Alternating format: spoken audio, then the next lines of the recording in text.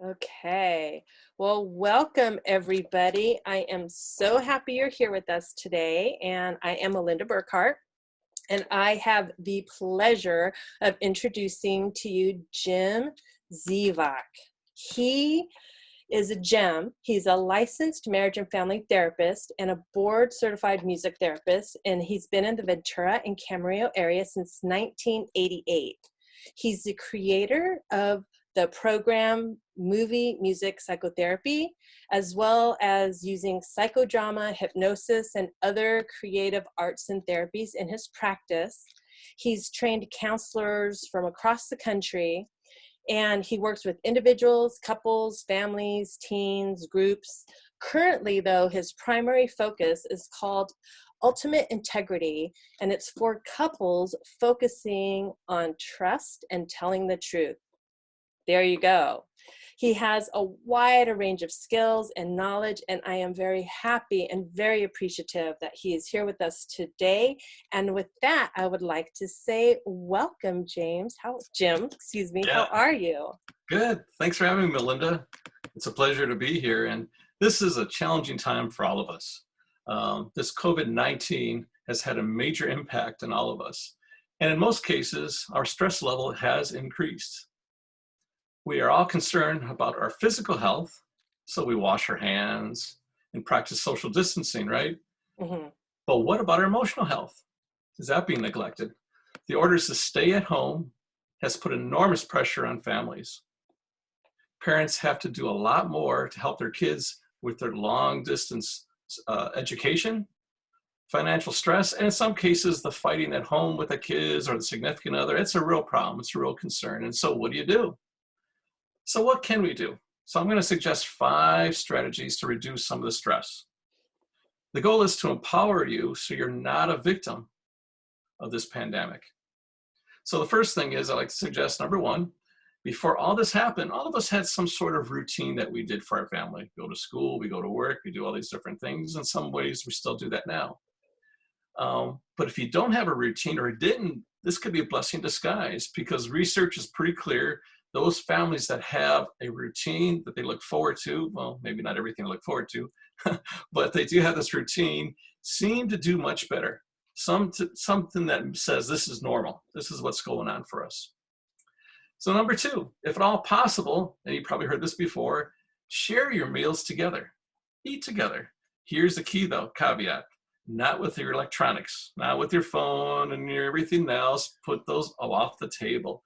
Just to be together and just eat together at the same table. So often the kids are eating in front of their video screen in their room, and you're out there and they're screaming this way. It's really important. Try to make that a tradition, at least 1 meal a day if at all possible. That'd be really, really good. And number 3, maybe make a big calendar. Some families have it, and I think it really helps. And schedule activities outside your routine. For instance, go to the beach, maybe play a family game. For the future, maybe go camping.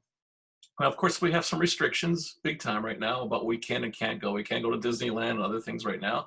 But that doesn't mean we can't plan ahead and put them on the calendar, something to look forward to, which is really, really important, I think.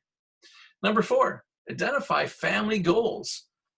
I think everybody needs to have goals, something to look forward to, whether an individual or a family. And what's really important, hear from every family member, even a 5-year-old. What do you want to do? I want another video game. Or maybe the dad, I want a new car. I'm tired of this car. Whatever it is, it's important to identify them and never put down anybody's idea for a family goal. I think that'd be so inappropriate. But to support everybody, anything's possible. We'll see what we can do here. So don't make a promise that you're not going to keep, but give them hope that something can be done there. So start to identify goals. I work with a lot of people trying to identify their goals, their careers, and their passions. And so often, the old saying, if you don't have a goal, you're probably not going to achieve it. So I think it's important. You got to have a goal. You could change it, but you can't change it unless you replace it with another one immediately. Otherwise, you go, well, I'll do that later. And we know about procrastination. So we don't want to go there, right? And number 5, express, and probably the most important strategy is to express as much love and compassion whenever you can for one another, because we all need it. We all need attention.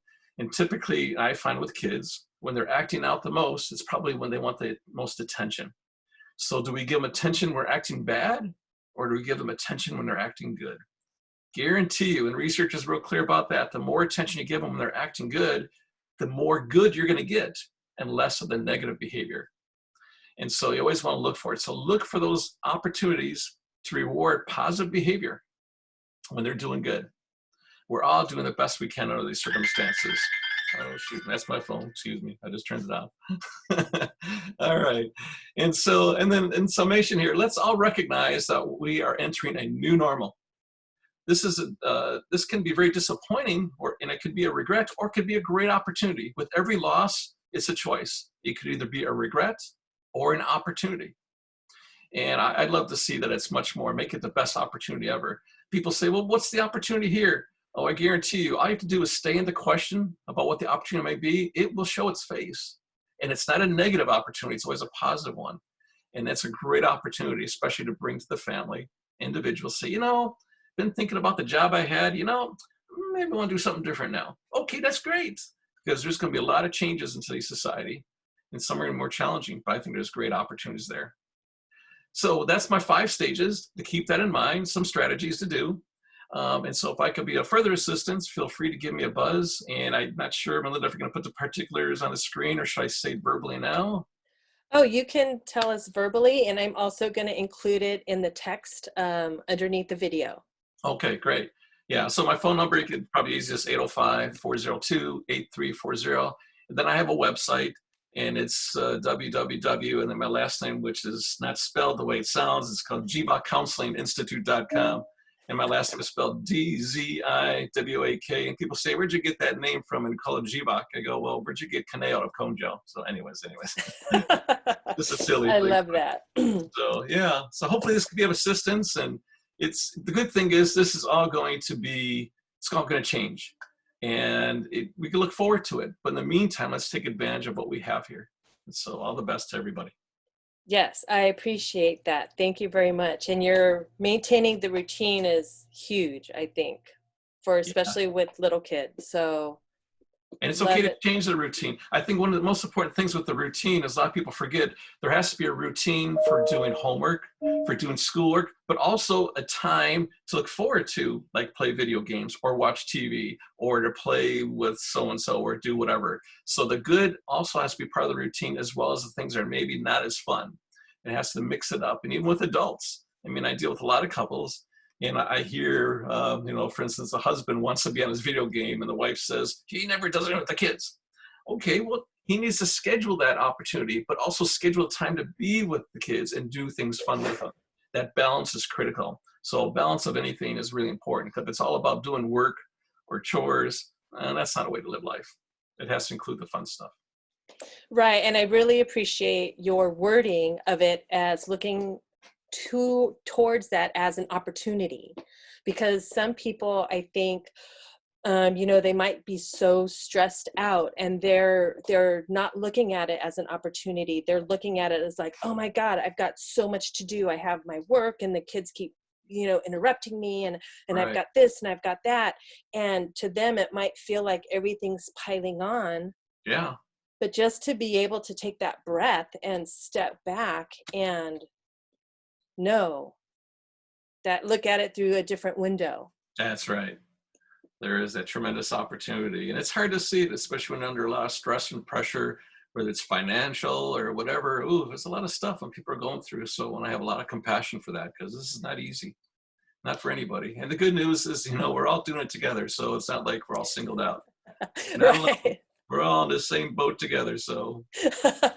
Right. I see you're working from home, just like most of us are, right? That's right. So, all right, James, I am so appreciative. Yes, thank you. And again, your information will be below this, but thanks for those stress reducing techniques and strategies. And I will hopefully talk to you later. All right, take care. Thank you. Bye, everyone. Okay, bye-bye. Let me stop the recording.